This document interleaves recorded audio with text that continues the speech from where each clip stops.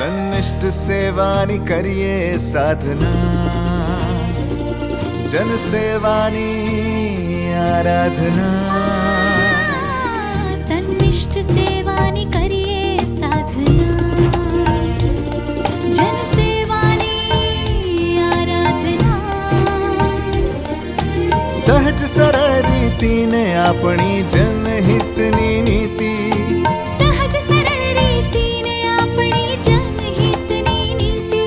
સાથે મળીને લખીએ આપણે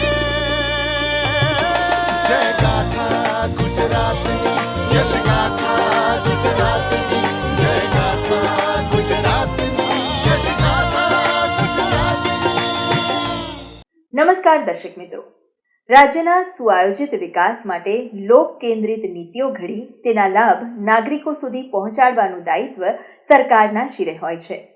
મુખ્યમંત્રી શ્રી ભૂપેન્દ્રભાઈ પટેલના નેતૃત્વમાં ગુજરાત સરકાર આ દાયિત્વ બખૂબી નિભાવી રહી છે। તેમના નેતૃત્વમાં રાજ્યની સુખ, શાંતિ અને સમૃદ્ધિમાં ઉત્તરોત્તર વૃદ્ધિ થતી રહે તેવી આશા સાથે શરૂ કરીએ આપણો આ લોકપ્રિય કાર્યક્રમ યશ ગાથા ગુજરાતની।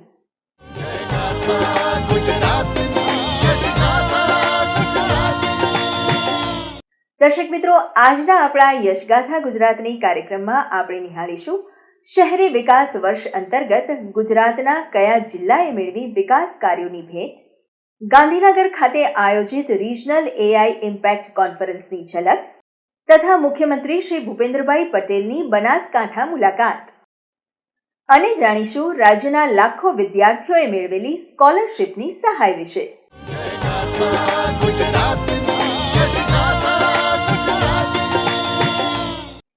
ગુજરાતમાં વિશ્વ કક્ષાના શહેરોનું નિર્માણ કરવાની પ્રતિબદ્ધતા સાથે શહેરી વિકાસ વર્ષની ઉજવણી કરવામાં આવી રહી છે। શહેરોના સર્વગ્રાહી વિકાસની નેમ સાથે મુખ્યમંત્રી શ્રી ભૂપેન્દ્રભાઈ પટેલે સુરત શહેરને ₹600 કરોડથી વધુના ડેવલપમેન્ટ પ્રોજેક્ટ્સની ભેટ આપી હતી।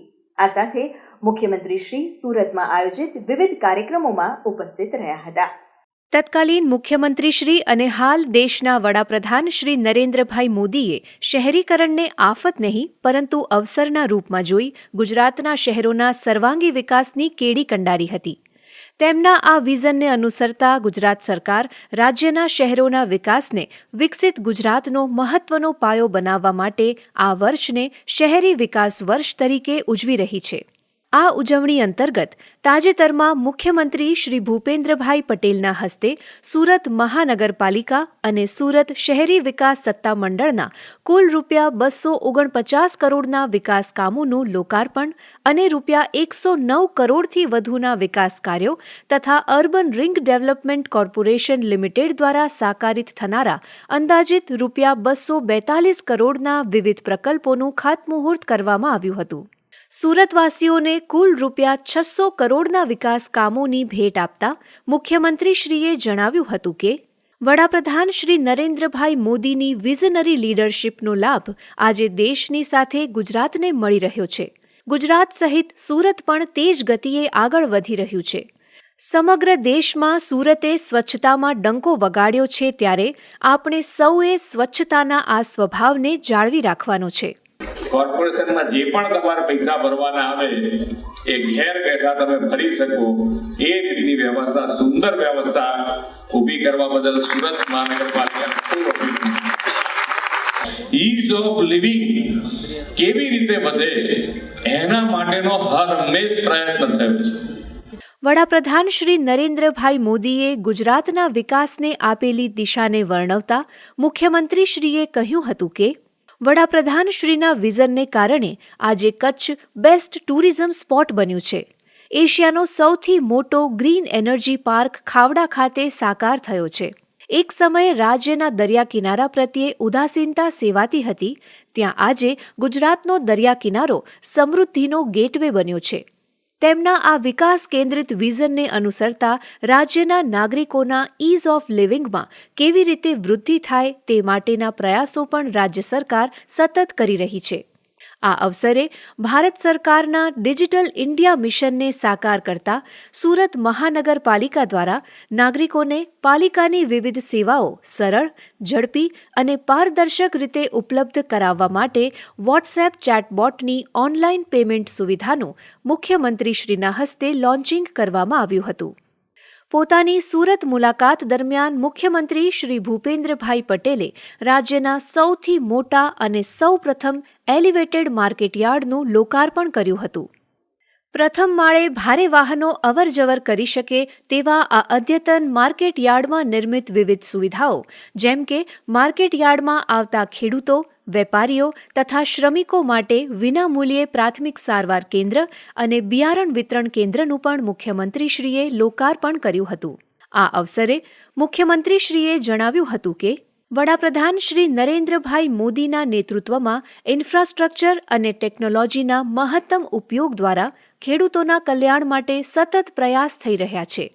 વડાપ્રધાનશ્રીના વડપણ હેઠળ સહકારથી સમૃદ્ધિના મંત્ર સાથે દેશમાં અલાયદા સહકાર મંત્રાલયની રચના કરીને સહકારી ક્ષેત્રને મજબૂત બનાવવામાં આવ્યું છે, જેનાથી ખેડૂતો અને પશુપાલકોની આવક તેમજ જીવન સ્તર સુધારવા માટે મહત્વપૂર્ણ કામગીરીને વધુ વ્યાપક અને ગુણવત્તાસભર બનાવી શકાય છે.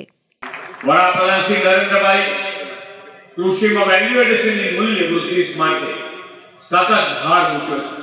તેમણે કૃષિ ક્ષેત્રની ₹35,000 કરોડથી વધુના ખર્ચે પીએમ ધન ધાન્ય કૃષિ યોજના અને કઠોળમાં આત્મનિર્ભરતા મિશન એમ 2 યોજનાઓ તાજેતરમાં શરૂ કરાવી છે. આપણે પણ ખેતીને વેલ્યુ એડિશન દ્વારા વધુ નફાકારક બનાવવા માટે agro and food processing chain વિકસાવી રહ્યા છે. ક્લસ્ટર આધારિત ઉદ્યોગ સ્થાપવાના અભિગમ સાથે કેરી, શાકભાજી, લસણ વગેરે માટે સ્પેશિયલ એગ્રી એક્સપોર્ટ ઝોન પણ વિકસાવ્યો. દૂધ ઉત્પાદન સહિતના એલાઇડ સેક્ટરમાં પણ ગુજરાત મહત્વની ભૂમિકા ભજવી રહ્યું છે.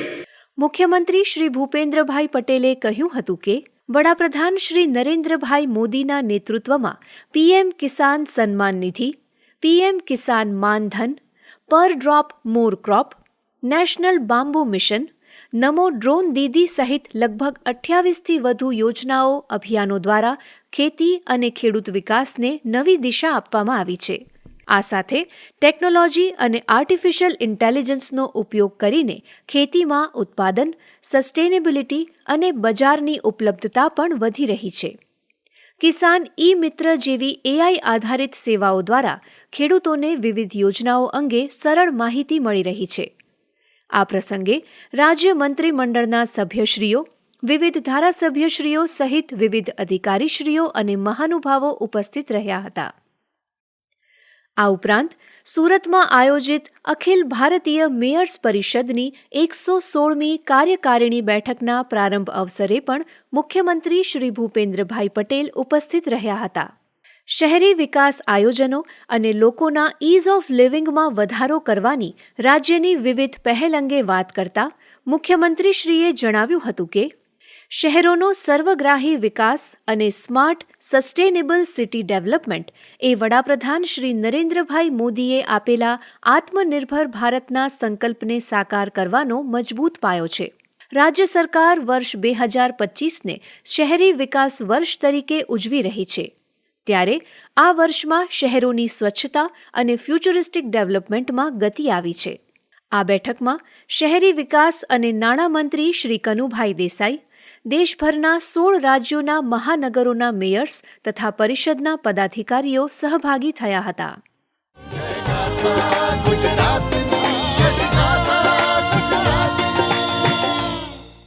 સેમિકન્ડક્ટર હબ બનવા સાથે ગુજરાતે આર્ટિફિશિયલ ઇન્ટેલિજન્સ ક્ષેત્રે પણ અગ્રેસર રહેવા કમર કસી છે. આ જ અનુસંધાનમાં મુખ્યમંત્રી શ્રી ભૂપેન્દ્રભાઈ પટેલે ગાંધીનગર ખાતે આયોજિત રિજનલ એઆઈ ઇમ્પેક્ટ કોન્ફરન્સમાં ઉપસ્થિત રહીને રાજ્યના ડિજિટલ ગવર્નન્સને સુદૃઢ કરતા વિવિધ એઆઈ ટૂલ્સ લોન્ચ કર્યા હતા. વડાપ્રધાન શ્રી નરેન્દ્રભાઈ મોદીના નેતૃત્વમાં ભારતમાં ફેબ્રુઆરી 2026માં યોજાનારી વૈશ્વિક કક્ષાની એઆઈ ઇમ્પેક્ટ સમિટના પૂર્વાર્ધ રૂપે ગાંધીનગરના મહાત્મા મંદિર ખાતે મુખ્યમંત્રી શ્રી ભૂપેન્દ્રભાઈ પટેલે રિજનલ એઆઈ ઇમ્પેક્ટ કોન્ફરન્સનો શુભારંભ કરાવ્યો હતો.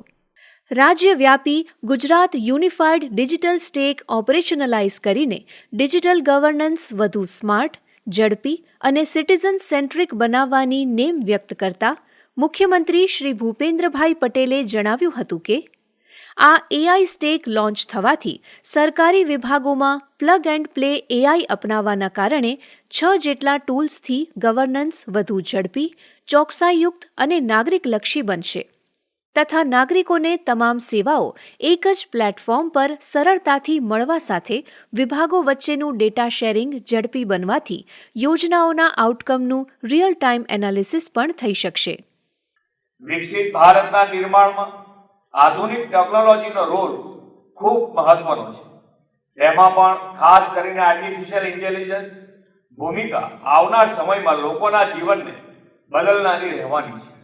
વડાપ્રધાન શ્રી કહે છે તેમ એઆઈ એક ક્વોલિટી, ઇકોનોમી, સિક્યોરિટી અને સોસાયટી રીશેપ કરનારું સક્ષમ માધ્યમ છે.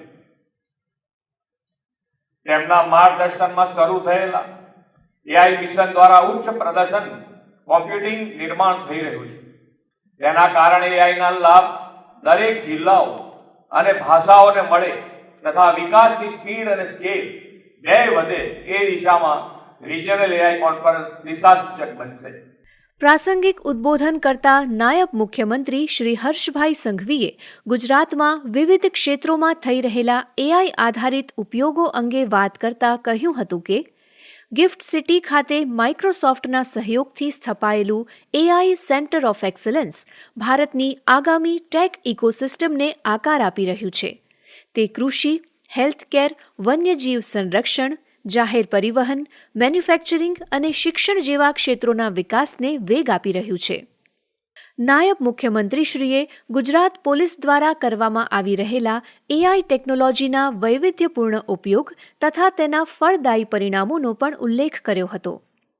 આ કોન્ફરન્સમાં ગુજરાત સરકાર દ્વારા બહુભાષીય એઆઈ, ગુજરાતી ભાષા મોડેલો અને ડિજિટલ પબ્લિક સર્વિસીસ તથા રાજ્યમાં કેબલ લેન્ડિંગ સ્ટેશન સ્થાપવા માટે મહત્વપૂર્ણ એમઓયુ કરવામાં આવ્યા હતા. આ પ્રસંગે મુખ્યમંત્રી શ્રી ભૂપેન્દ્રભાઈ પટેલ સહિતના મહાનુભાવોના હસ્તે ગુજરાત ક્લાઉડ એડોપ્શન ગાઈડલાઇન્સ 2025 પણ લોન્ચ કરવામાં આવી હતી, જે રાજ્યના ડિજિટલ ગવર્નન્સને વધુ સુરક્ષિત, સ્કેલેબલ અને એઆઈ રેડી બનાવવા માટે ઉપયોગી બનશે. મુખ્યમંત્રીશ્રીએ એઆઈ કોન્ફરન્સ અંતર્ગત આયોજિત એઆઈ એક્સપિરિયન્સ ઝોનનું ઉદ્ઘાટન કરીને વિવિધ સ્ટાર્ટઅપ સ્ટોલ્સની મુલાકાત પણ લીધી હતી. રાજ્ય સરકારના સાયન્સ એન્ડ ટેકનોલોજી વિભાગ અને કેન્દ્ર સરકારના આઈટી મંત્રાલયના ઉપક્રમે યોજવામાં આવેલી રિજનલ એઆઈ ઇમ્પેક્ટ કોન્ફરન્સમાં વિજ્ઞાન અને ટેકનોલોજી મંત્રી શ્રી અર્જુનભાઈ મોઢવાડિયા, મહેસૂલ વિભાગના અધિક મુખ્ય સચિવ ડોક્ટર જયંતિ રવિ, ગિફ્ટ સિટીના મેનેજિંગ ડિરેક્ટર શ્રી સંજય કૌલ સહિત કેન્દ્ર અને રાજ્ય સરકારના વરિષ્ઠ અધિકારીશ્રીઓ, વૈશ્વિક ટેક કંપનીઓ, ઉદ્યોગ જગતના નિષ્ણાતો તથા 100થી વધુ સ્ટાર્ટઅપ સાથે સંકળાયેલા ઇનોવેટર્સ ઉપસ્થિત રહ્યા હતા.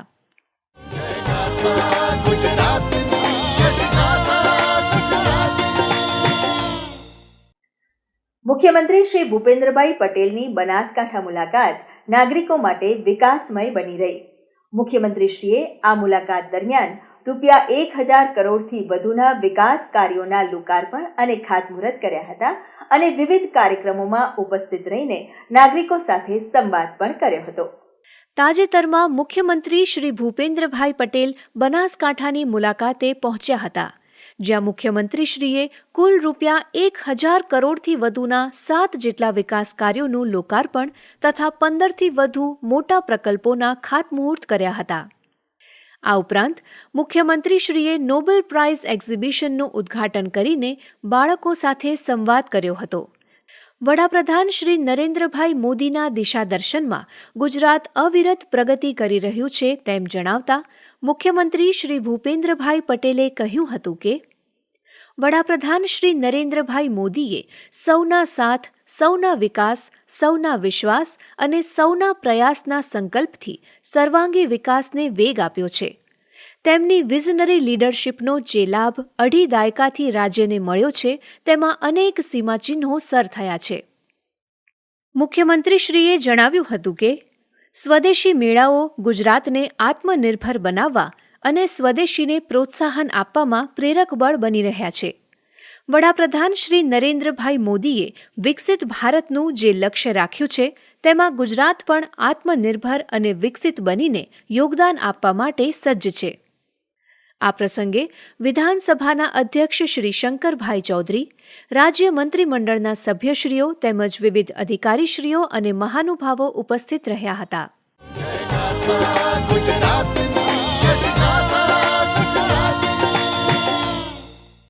સૌ ભણે સૌ આગળ વધેના ધ્યેય મંત્ર સાથે રાજ્યના તમામ વર્ગના વિદ્યાર્થીઓને શિક્ષણની સમાન તક સુનિશ્ચિત કરવા માટે રાજ્ય સરકાર દ્વારા વિવિધ યોજનાઓ હેઠળ શિષ્યવૃત્તિ આપવામાં આવે છે. જે અંતર્ગત ગાંધીનગર ખાતે યોજાયેલ સ્કોલરશિપ સહાય વિતરણ સમારોહમાં મુખ્યમંત્રી શ્રી ભૂપેન્દ્રભાઈ પટેલના હસ્તે રાજ્યના વિદ્યાર્થીઓને ₹370 કરોડથી વધુની શિષ્યવૃત્તિ સહાય અર્પણ કરવામાં આવી હતી. રાજ્યમાં શિક્ષણને વેગ આપવા માટે વિવિધ યોજનાઓ કાર્યરત છે, જેનો લાભ રાજ્યના વિદ્યાર્થીઓ સરળતાથી મેળવી શકે તે માટે પણ મુખ્યમંત્રી શ્રી ભૂપેન્દ્રભાઈ પટેલના નેતૃત્વ હેઠળની રાજ્ય સરકાર કટિબદ્ધ છે. ત્યારે વિવિધ શિક્ષણલક્ષી યોજનાઓના લાભ પાત્રતા ધરાવતા દરેક લાભાર્થીઓને સરળતાથી પહોંચે તે માટે રાજ્ય સરકારે ટ્રાન્સપરન્ટ, ટાઇમલી અને ટેકનોલોજીયુક્ત ગવર્નન્સનો અભિગમ અપનાવ્યો છે. આ અભિગમ અંતર્ગત રાજ્યની શાળાઓના 13 લાખથી વધુ વિદ્યાર્થીઓને નમો લક્ષ્મી યોજના, નમો સરસ્વતી વિજ્ઞાન સાધના યોજના, મુખ્યમંત્રી જ્ઞાન સાધના મેરિટ સ્કોલરશિપ યોજના અને મુખ્યમંત્રી જ્ઞાન સેતુ મેરિટ સ્કોલરશિપ યોજના એમ કુલ 4 શિક્ષણલક્ષી યોજનાઓ અન્વયે મુખ્યમંત્રી શ્રી ભૂપેન્દ્રભાઈ પટેલે ₹370 કરોડથી વધુની સ્કોલરશિપ સહાય ડીબીટીના માધ્યમથી વિદ્યાર્થીઓના ખાતામાં જમા કરાવી હતી. નમો સરસ્વતી વિજ્ઞાન સાધના યોજના દ્વારા વિજ્ઞાન પ્રવાહમાં વિદ્યાર્થીઓની રુચિ વધારવા માટે 1.5 લાખ વિદ્યાર્થીઓને ₹151 કરોડથી વધુની સહાય આપવામાં આવી છે, જેનાથી વિજ્ઞાન પ્રવાહના નામાંકનમાં 6% વધુનો વધારો થયો છે. મેરિટ અને ગુણવત્તા આધારિત શિક્ષણને પ્રોત્સાહન આપતી અન્ય 2 યોજનાઓ પૈકી મુખ્યમંત્રી જ્ઞાન સાધના મેરિટ સ્કોલરશિપ યોજના દ્વારા 50,000 વિદ્યાર્થીઓને ₹86 કરોડથી વધુ અને મુખ્યમંત્રી જ્ઞાન સેતુ મેરિટ સ્કોલરશિપ યોજના દ્વારા 60,000 વિદ્યાર્થીઓને ₹61 કરોડથી વધુની સહાય આપવામાં આવી છે. આ 4 યોજનાઓ ગુજરાતના લાખો વિદ્યાર્થીઓના ઉજ્જવળ ભવિષ્ય માટે જ્ઞાન સેતુનું નિર્માણ કરી રહી છે. વિદ્યાર્થીઓના ઉત્કર્ષ માટે આયોજિત શિષ્યવૃત્તિ વિતરણ કાર્યક્રમમાં મુખ્યમંત્રી શ્રી ભૂપેન્દ્રભાઈ પટેલે કહ્યું હતું કે યશસ્વી વડાપ્રધાન શ્રી નરેન્દ્રભાઈ મોદીએ બેટી પઢાઓ અભિયાનથી દેશમાં દીકરીઓના ભણતરને ખૂબ મોટો વેગ આપ્યો છે. 2001માં ગુજરાતનું સેવાદાયિત્વ તેમણે સંભાળ્યું ત્યારે અનેક સમસ્યાઓ હતી. આવા સમયે કોઈ રાજ્યના મુખ્યમંત્રી પોતે ગામે ગામ જઈને દીકરીઓના ભણતર માટેનો સેવા યજ્ઞ ઉપાડે તેનો દાખલો શ્રી નરેન્દ્રભાઈ મોદીએ દેશમાં બેસાડ્યો હતો. મુખ્યમંત્રીશ્રીએ જણાવ્યું હતું કે એક સમયે ગામોમાં વિજ્ઞાન પ્રવાહની શાળાઓની સંખ્યા નહિવત હતી. આજે વિજ્ઞાન પ્રવાહની 2,834 શાળાઓ થઈ ગઈ છે. વર્ષ 2001માં માત્ર 775 કોલેજો હતી અને આજે ગુજરાતમાં 3,200થી વધુ કોલેજો વિદ્યાર્થીઓના ઘડતરનું કાર્ય કરી રહી છે. ગુજરાતમાં શ્રી નરેન્દ્રભાઈએ મુખ્યમંત્રી તરીકે સેવા દાયિત્વ સંભાળ્યું ત્યારે મેડિકલ સીટો 1,175 હતી, જે આજે વધીને 7,000થી પણ વધુ ડૉક્ટરોની સીટ થઈ છે. મેડિકલમાં અભ્યાસ કરતી દીકરીઓને આર્થિક મદદ મળે તે માટે મુખ્યમંત્રી કન્યા કેળવણી નિધિ યોજનામાંથી અત્યાર સુધીમાં રાજ્યની 24,000થી વધુ દીકરીઓને સહાય આપવામાં આવી છે. કેજીથી પીજી સુધીનું શિક્ષણ આપણા બાળકોને સરળતાએ મળે તેવી વડાપ્રધાનશ્રીની નેમ આપણે પાર પાડી છે. મુખ્યમંત્રી શ્રી ભૂપેન્દ્રભાઈ પટેલે રાજ્યના નાગરિકોના હિતમાં અનેક નિર્ણયો લીધા છે તેમ જણાવતા નાયબ મુખ્યમંત્રી શ્રી હર્ષભાઈ સંઘવીએ કહ્યું હતું કે મુખ્યમંત્રીશ્રીના સ્વભાવ મુજબ જ મૃદુતા સાથે તેમણે સમગ્ર મંત્રીમંડળની ટીમને પણ લોકહિતના નિર્ણય લેવા માટે સતત પ્રેરણા, મોકળાશ અને હિંમત આપી છે. શિક્ષણ વિભાગની આ 4 યોજનાઓ પૈકીની એક ફ્લેગશિપ યોજના પણ તેમના જ નિર્ણયનો અંશ છે. આ અવસરે રાજ્યના શિક્ષણ મંત્રી ડોક્ટર પ્રદ્યુમન વાજા, શિક્ષણ રાજ્યમંત્રી શ્રીમતી રીવાબા જાડેજા, વિવિધ અધિકારીશ્રીઓ સહિત શિક્ષકગણ અને વિદ્યાર્થીઓ ઉપસ્થિત રહ્યા હતા.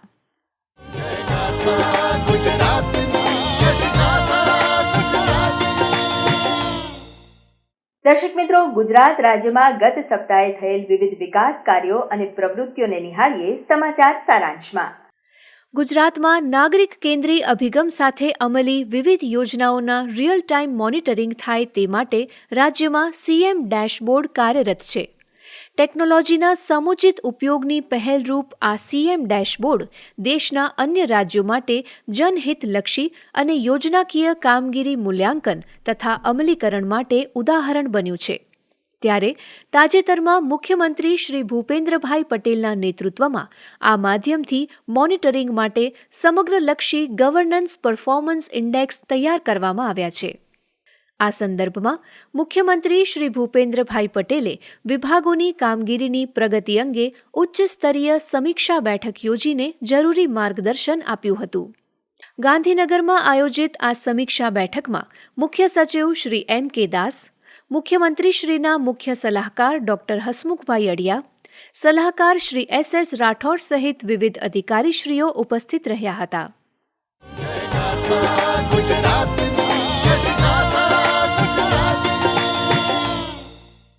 તાજેતરમાં અમદાવાદ ખાતે આયોજિત ભારત કુલ અધ્યાય 2નો મુખ્યમંત્રી શ્રી ભૂપેન્દ્રભાઈ પટેલે પ્રારંભ કરાવ્યો હતો. આ અવસરે મુખ્યમંત્રીશ્રીએ કહ્યું હતું કે વડાપ્રધાન શ્રી નરેન્દ્રભાઈ મોદીના નેતૃત્વ અને માર્ગદર્શનમાં વર્ષ 2025 ભારતના ગૌરવને ઉજાગર કરવાનું વર્ષ બની રહ્યું છે. આ વર્ષે આપણે ભગવાન બિરસા મુંડાની 150મી જન્મજયંતિ, સરદાર સાહેબની 150મી જન્મજયંતિ અને આપણા રાષ્ટ્રીય ગીત વંદે માતરમના 150 વર્ષની ઉજવણી કરી રહ્યા છીએ. એકતાનગર ખાતે ગત મહિને યોજાયેલા રાષ્ટ્રીય જનજાતિ ગૌરવ દિવસ અને ભવ્ય ભારત પર્વ જેવા કાર્યક્રમોમાં અનેકતામાં એકતાનો ભાવ પ્રદર્શિત કરતી સાંસ્કૃતિક ઝલક લોકોને જોવા મળી હતી. ભારતીય સંસ્કૃતિના મહત્વ અંગે વાત કરતા મુખ્યમંત્રી શ્રી ભૂપેન્દ્રભાઈ પટેલે જણાવ્યું હતું કે વિશ્વમાં ભારતની ઓળખ તેની પ્રાચીન અને પરમ સત્ય તરફ લઈ જનારી સંસ્કૃતિને કારણે જ છે. તેમણે સ્વામી વિવેકાનંદનું ઉદાહરણ આપતા કહ્યું કે જ્યારે તેમણે પશ્ચિમના લોકોને માત્ર ભારતીય સંસ્કૃતિની એક નાની ઝલક જ આપી હતી, જેનાથી તેઓ અભિભૂત થઈ ગયા હતા. જે લોકો તેમાં ઊંડા ઉતર્યા તેમણે પોતાનું જીવન આ સંસ્કૃતિને સમર્પિત કરી દીધું. ત્યારે નવી પેઢીને આપણી સનાતન સભ્યતાના મૂળ મૂલ્યોનો પરિચય થાય તે પણ ખૂબ જ આવશ્યક છે. ગુજરાત મીડિયા ક્લબ આયોજિત આ કાર્યક્રમમાં નાયબ મુખ્યમંત્રી શ્રી હર્ષભાઈ સંઘવી, રાજ્યસભા સાંસદ શ્રી પરિમલ નથવાણી સહિત મહાનુભાવો ઉપસ્થિત રહ્યા હતા.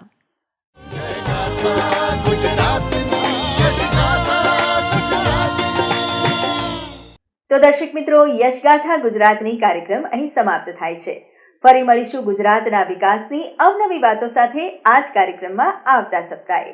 ત્યાં સુધી આપની રજા લઈએ. નમસ્કાર.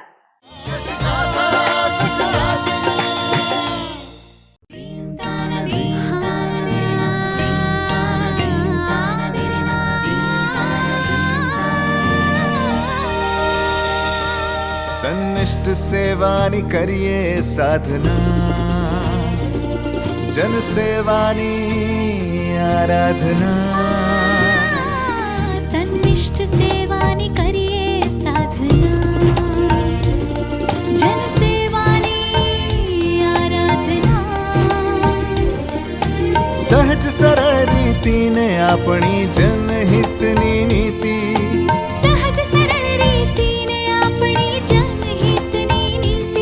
સાથે મળીને લખીએ આપણે यश गाथा